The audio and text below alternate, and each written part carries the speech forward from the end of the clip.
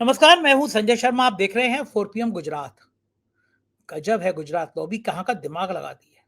पता चल गया, गुप्तचर सूचनाओं ने दे दी होगी जानकारी कि चुनाव के बाद लालू नीतीश की दोस्ती फिर जुड़ सकती है। नीतीश पलटी मार सकते हैं। यही कारण है कि 2 मिनट में घोषणा पत्र जारी। भाग गए पाला छू के। हो गई घोषणा पत्र, समझ लो, पढ़ लो, जो जानना जान लो। हम नहीं रुकेंगे। ऐसा घोषणा पत्र तो हिंदुस्तान क्या पूरी दुनिया में कहीं जारी नहीं हुआ होगा। लेकिन बिहार की राजनीति के मतलब क्या है? प्रधानमंत्री की नौटंकी का मतलब कहाँ है? कहाँ है अन्ना? वो कहाँ है भ्रष्टाचार की गंगा? और उस पर कोई क्यों नहीं बोल रहा? दैनिक भास्कर के राजनीतिक संपादक केपी मलिक के पास ही चलता हूँ, वो समझाएंगे। उससे पहले 4 PM गुजरात को सब्सक्राइब करिए, ज्वाइन करिए, आपको अपना चैनल प्यार दीजिए।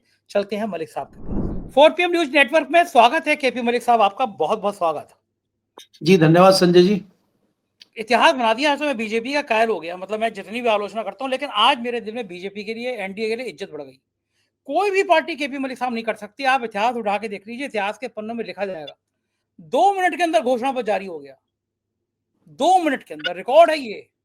जिस घोषणा पत्र पे सरकार बनाने का सपना देखते हो, जो लोगों को बताते हो कि ये घोषणा पत्र हम ये काम करने आए हैं, ये काम करेंगे, उसको 2 मिनट में जारी कर दिया। भागे जैसे घोषणा पत्र का फोटो खिंचाना हुआ और फिर भाग खड़े हो।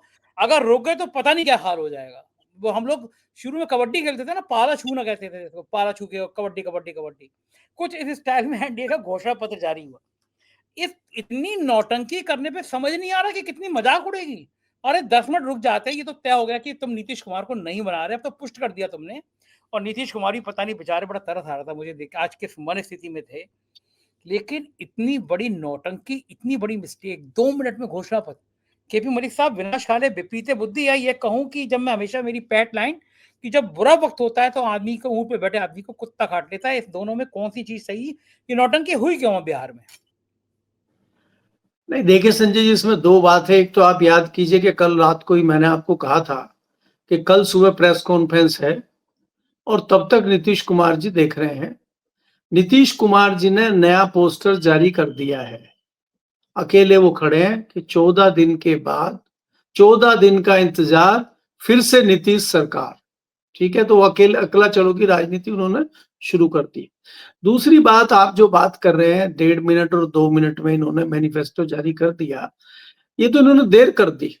इन्होंने मुख्यमंत्री राजस्थान का कितनी देर में बनाया था वो नहीं पता, पर्ची खुल गई थी 1 सेकंड के अंदर।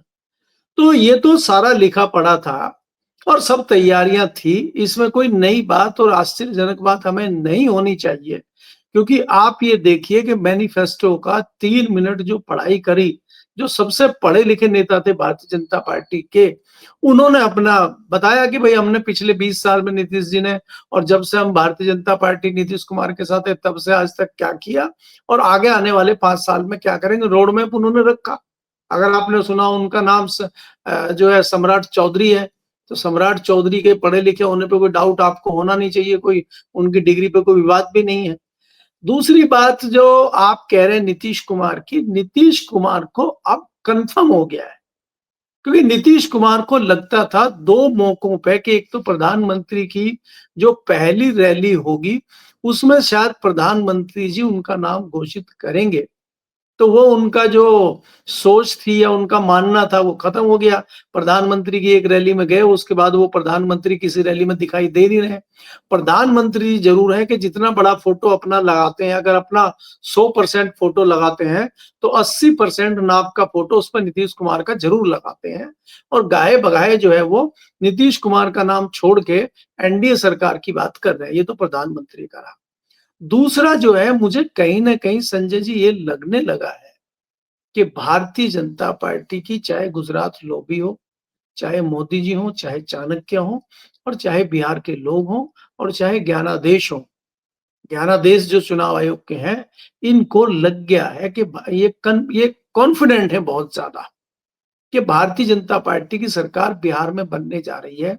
इसलिए ना ये चिंता कर रहे हैं नीतीश कुमार की, ना ये चिंता कर रहे हैं किसी चिराग पासवान की, ना ये चिंता कर रहे हैं किसी कुशवाहा की, और वो मांझी वगैरह को तो ये कुछ पहले नहीं समझ रहे थे ना, आज समझ रहे। अब बात दूसरी ये है कि नीतीश कुमार क्या करेंगे। अब नीतीश कुमार ने जो पोस्टर जारी किया है, मेरे जैसे औसत बुद्धि वाले व्यक्ति के लिए उसका संकेत ये है कि नीतीश कुमार जी 14 तारीख तक इंतजार कर रहे हैं और वो 14 तारीख को अपना पाला बदलेंगे। अब तो पाला उनको बदलना ही पड़ेगा।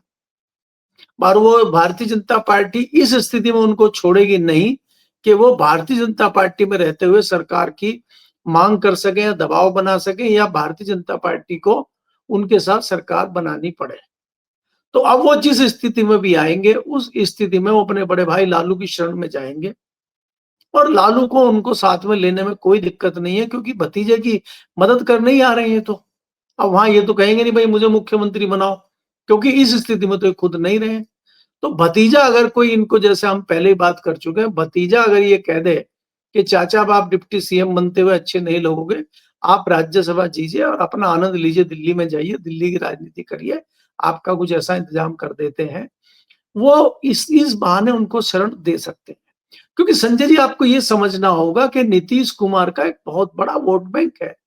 नीतीश कुमार कोई शिंदे नहीं है कि शिवसेना बनी और शिवसेना में काम करते थे, बाल ठाकरे ने शिवसेना बनाई थी और वो उसमें कुछ दिन काम किया, नेता बन के आ गए।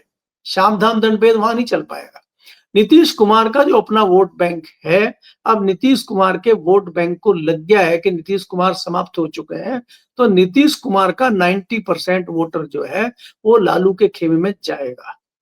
क्योंकि वो जिस प्रकार से आप मायावती का वोट देखते हैं, भाई मायावती आज कहां पहुंच गई, 4 बार की मुख्यमंत्री, कितना बड़ा वोट बैंक है उनका, तो क्यों नहीं उनको मिल रहा है।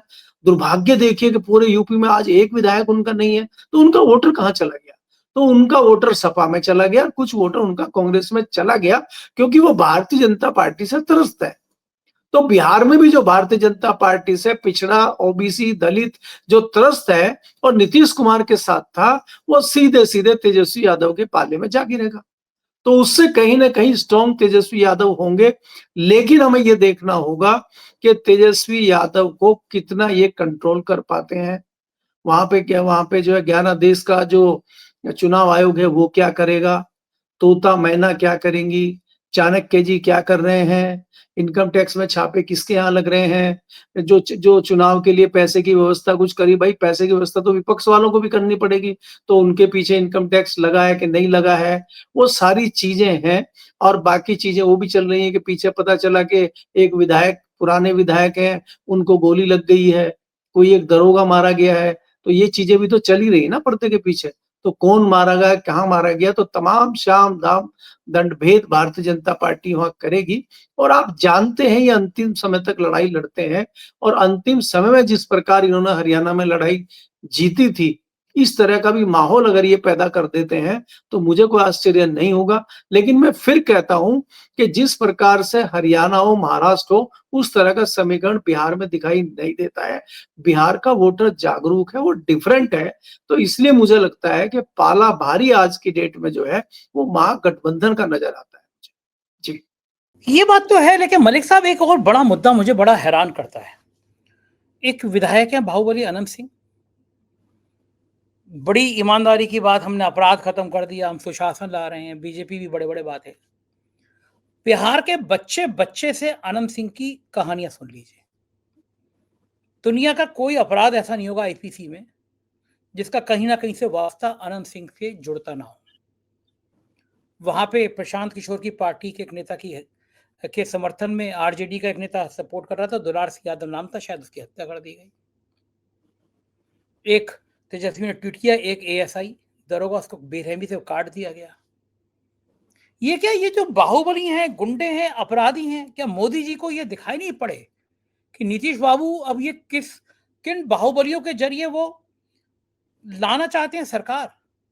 20 साल पहले कुछ हुआ होगा तो मोदी जी आज भी जंगल राज, जंगल राज, जंगल राज कह रहे हैं, और ये आंखों के नीचे इस तरह गुंडे, अपराधी, बलात्कारी, हत्यारे इस तरह विधानसभा में भेजने की तैयारी हो रही है इनको। कहां चला गई सब नैतिकता की बातें? केवल केवल मूर्ख बनाने के लिए। आपको लगता है एक विधायक बढ़ जाए, चाहे वो गुंडा हो, चाहे वो अपराधी हो, चाहे वो हत्यारा हो, एफआईआर हो गई नामजद, हत्या की एफआईआर। एनडीए प्रत्याशी की मजबूरी थी चुनाव आयोग की, नहीं करते एफआईआर, बवाल हो जाता। नैतिकता की बातें केवल मंचों तक होती हैं कि मलिक साहब, इनको शर्म नहीं आती है इस तरह के लोगों को टिकट देते हुए? देखिए संजय जी, भारतीय जनता पार्टी की नैतिकता की बात आप बहुत दिनों के बाद आप कर रहे हैं और आप अपेक्षा भी कर रहे हैं। मुझे तो आपके ऊपर ही हैरानी हो रही है। भारतीय जनता पार्टी में पिछले 5-6 सालों से तो कोई नैतिकता, सिद्धांतवाद की कोई बात हमने सुनी नहीं है। यहाँ तो जितना ज्यादा है सिद्धांती होगा, जितना ज्यादा उद्दंड किस्म का व्यक्ति होगा, उसको इतनी प्राथमिकता मिलेगी। इनके पास तो एक बड़ी वॉशिंग मशीन है और उसमें जो गुजरात से निरमा का वॉशिंग पाउडर आता है, वो उसमें पड़ा रहता है और उसमें डाल के घुमा के घोल देते हैं और वो पवित्र होके बिल्कुल सफेद होके ध्वल होके बाहर निकलता है और वो सब दाग धुल जाते हैं उसके। ये शायद आपको नहीं पता है। अरे भाई, भारतीय जनता पार्टी को सरकार बनानी है। शाम दाम दंड भेद जब तक नहीं होगा, जब तक कुछ लोगों की कुर्बानी नहीं होगी, कैसे सरकार बनेगी? आप गुजरात से शुरू करिए, गोधरा कांड से, और यहां तक आप आ जाइए। आपको दिल्ली के कैबिनेट मिनिस्टरों के बारे में जानकारी है क्या? आप जानकारी करिए। उसके पहले आपको जानकारी भारतीय जनता पार्टी में है क्या? आपको जितने दिन बिहार में, गुजरात में 15 साल मुख्यमंत्री रहे, वहां पे क्या क्या हुआ वो किसी से छिपा है क्या? तो ये तो इनके खून में है और अब इनको कोई ये बहुत बड़ी चीज दिखाई देती नहीं है। इनको सरकार बनाना है किसी भी तरह से, वो कैसे ही बने, उसके उसके जो आड़े आएगा उसको रास्ते से हटाया जाएगा, उसका तरीका कुछ भी हो सकता है। तो इसलिए श्याम दाम दंड भेद करने के बाद कौन अपराधी है? अब आप मुझे बताइए कि कई सारे अच्छे अच्छे लोगों को टिकट दिए गए आपके उत्तर प्रदेश में, खासकर वेस्टर्न यूपी में, लोकसभा के चुनाव में, और वो लोग चुनाव हारे। आपको अच्छे लोग नहीं मिले। एक एक नाम सीटों का मैं गिनवा हूं आपको, और आपके पास लगातार खबर है कि आपके ये लोग चुनाव हार रहे हैं और आप उन्हीं को टिकट दे रहे हैं, क्योंकि आपको अपनी एक दादागिरी दिखानी है और आपको अपना एक दबदबा दिखाना है। आपके जो दबदबे वाले तो फेमस हैं यूपी में, उनका टिकट नहीं काट पाए। जब बहुत ज्यादा दबाव किसानों का और उनका पड़ गया, तो इतना हुआ कि उनका टिकट काट कर उनके बेटे को दे दिया गया। इतनी हिम्मत नहीं हुई कि सरकार का, भारतीय जनता पार्टी का कोई व्यक्ति बाहर आए और ये बोले कि भाई इनके ऊपर इस तरह का आरोप है, लिहाजा इनको टिकट नहीं दिया जा रहा है। इतनी हिम्मत इनमें है क्या? तो ये तो इनसे कोई भी अपेक्षा करना, कोई नैतिकता की बात करना बेईमानी है। ये सरकार बनाने के लिए कुछ भी कर सकते हैं। आज आप नीतीश कुमार की अवस्था समझिए कि उसकी पार्टी को किस प्रकार से इन्होंने तार-तार किया है। वो नीतीश कुमार जो अपनी बैसाखी पे आज तक इनकी सरकार को ढो रहे हैं केंद्र में, उसके साथ अगर ये ऐसा कर सकते हैं, तो किसी अन्य व्यक्ति के साथ क्या करेंगे? और नीतीश कुमार की जो दिक्कतें हैं, परेशानियां हैं, उनकी शुरुआत भर है अभी। अभी तो नीतीश कुमार जी 14 तारीख के बाद अगर वो मजबूत नहीं रहते हैं, वो मुख्यमंत्री या उप मुख्यमंत्री या सरकार में नहीं रहते हैं या कुछ वो बनते नहीं है, तो उनकी मुश्किलात देखिएगा उसके बाद में क्या-क्या मुश्किल उनके ऊपर आएंगी। आप इनको जानते नहीं है। जी। बिल्कुल ठीक कह रहे हैं, क्योंकि मैंने देखा कि पूरे देश में महाराष्ट्र में कहते थे कि 70,000 करोड़ का भ्रष्टाचार, जेल भेजेंगे। कुछ दिनों बाद बंदा डिप्टी सीएम बन जाता है।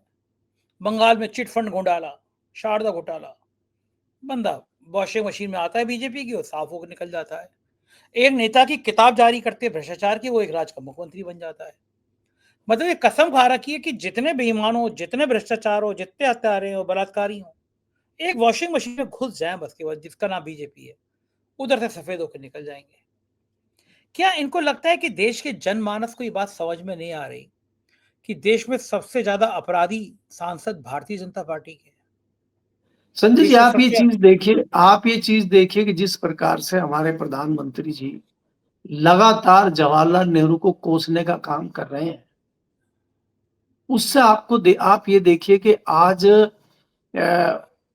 अगर जवाहरलाल नेहरू ने, एक मिनट के लिए आप सोचिए कि अगर जवाहरलाल नेहरू ने स्कूल, कॉलेज, यूनिवर्सिटी, अस्पताल नहीं बनाए होते और उसकी जगह मंदिर की शुरुआत उन्होंने कर दी होती, तो आज भारत में कितने मंदिर होते?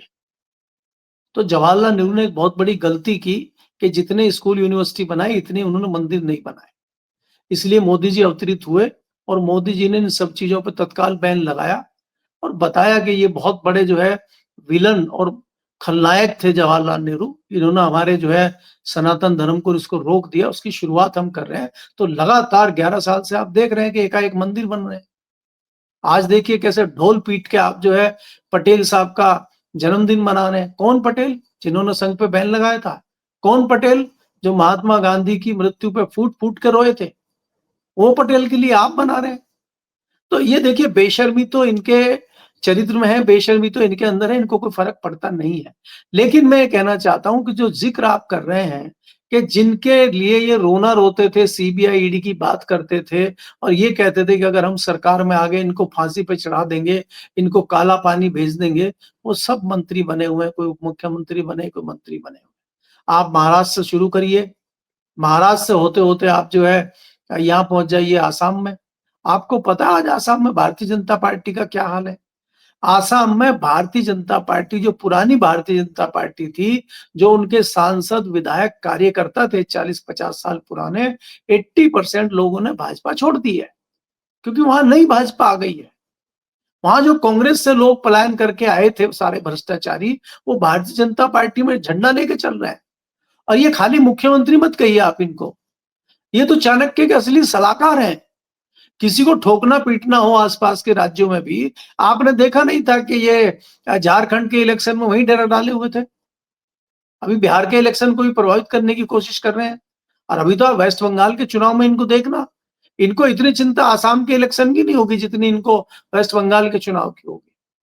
और आज तैयारियां शुरू हो गई हैं आसाम में। आप चुनाव आयोग ने जो प्रेस कॉन्फ्रेंस करी है और कहा कि 12 राज्यों में एसआईआर शुरू हो गया है, लेकिन जरा वहां बाद में देखेंगे थोड़ा आसाम में, तो ये क्या कारण है, ये समझना पड़ेगा। तो ये बहुत सारी चीजें हैं। तो इसलिए जो हम इनसे नैतिकता की बात करें या कोई उम्मीद करें, मुझे लगता है बेईमानी है। और जनता जो है, जनता को इन्होंने 5 किलो राशन दे दिया है। लगातार कोरोना से चला, देखिए आपदा आई थी, उस आपदा को इन्होंने अवसर में तब्दील कर दिया, 5 किलो राशन दिया। अब जब तक भारतीय जनता पार्टी की सरकार रहेगी, 5 किलो राशन आपको जबरदस्ती दिया जाएगा।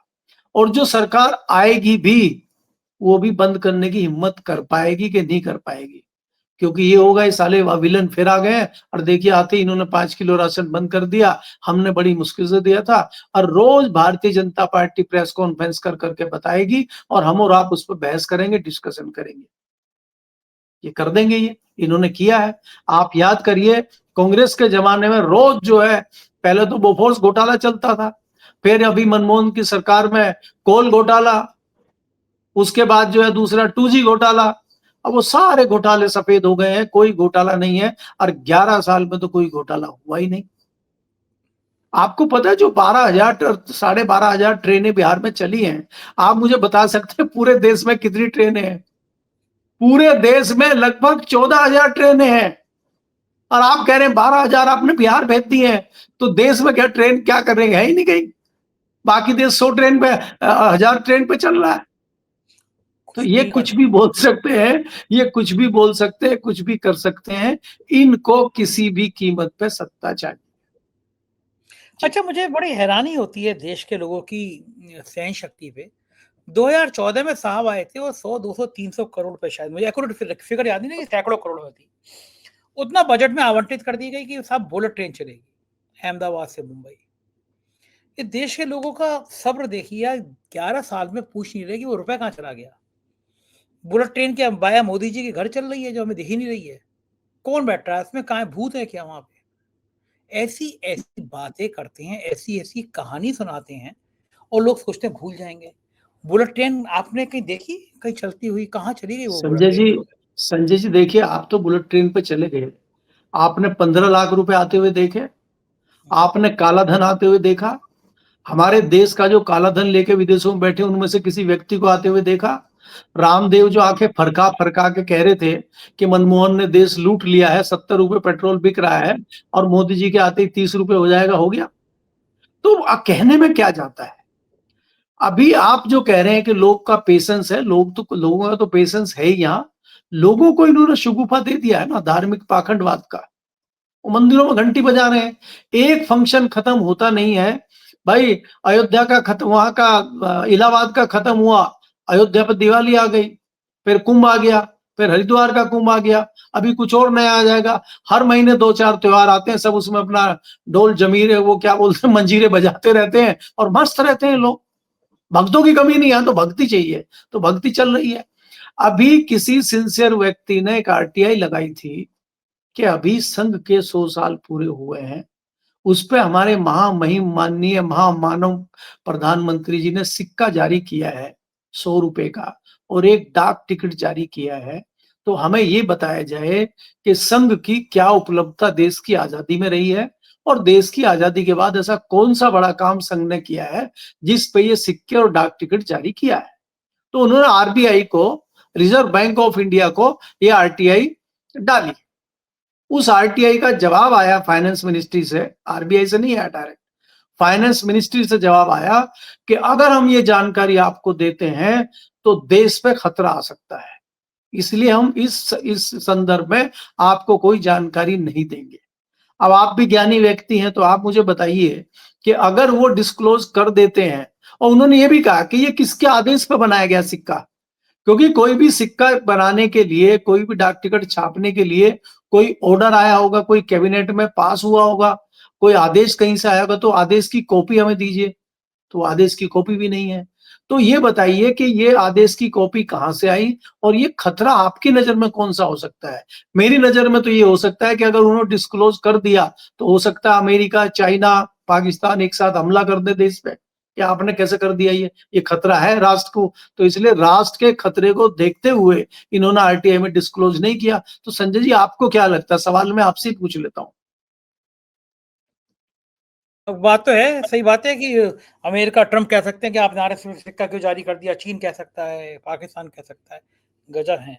एक और आदमी था जो बड़ी नैतिकता की बातें करता था, आपने तो बड़ा करीब से देखा उस आदमी को, नाम था अन्ना। ऐसे लग रहे थे कि गांधी जी के बाद दूसरा अवतार हो गया, हम भी उसके झांसे में आ गए थे, हमने बड़े बड़े खबरें छापी थी। उन्हें दिखाई नहीं दे रहा कि ये भ्रष्टाचार की नदियां नदियां बह रही हैं। छठ मैया के लिए एक नदी का तट अलग से बना दिया गया, सप्लाई का पानी डाल दिया गया। कितनी फ्रॉड की कहानियां देश देख रहा है।